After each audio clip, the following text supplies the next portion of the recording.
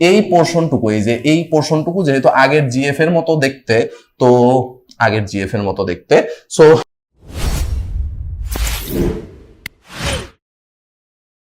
পরেরটা খুবই সুন্দর একটা জিএফ আমরা একটু শিখবো। এই জিএফটা আসলে পরীক্ষায় খুবই খুবই হেল্প করবে, অনেক অনেক অনেক বেশি হেল্প করবে আপনাদের পরীক্ষায়। এই জিএফ এর কাজ অনেক বেশি। দেখেন জিএফটা কিরকম ভাই? জিএফ হচ্ছে ই এর মাথায় কোনো একটা ফাংশন আছে, ওই ফাংশনের ডিফারেন্সিয়েশন সামনে গুণ আকারে আছে। ই এর মাথায় কোনো একটা ফাংশন আছে, ওই ফাংশনের ডিফারেন্সিয়েশন সামনে কি আকারে আছে?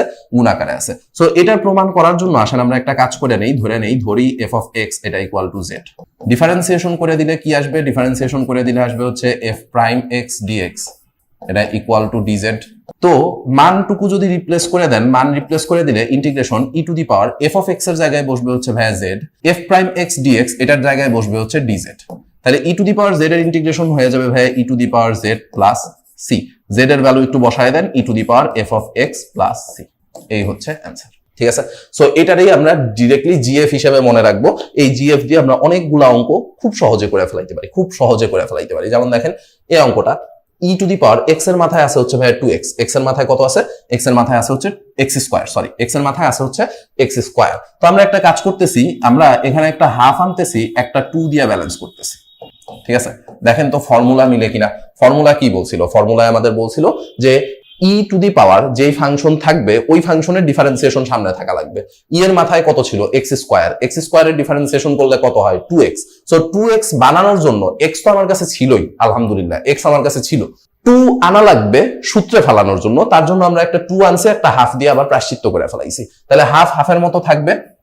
এই পোর্শনটুকু যেহেতু সূত্রে পড়ে আছে, এই পোর্শনটুকু, এই যে এই পোর্শনটুকু যেহেতু আগের জিএফ এর মতো দেখতে, তো আগের জিএফ এর মতো দেখতে, সো এর জন্য এইটুকু রেজাল্ট কত বসবে? E to the power function of X plus C.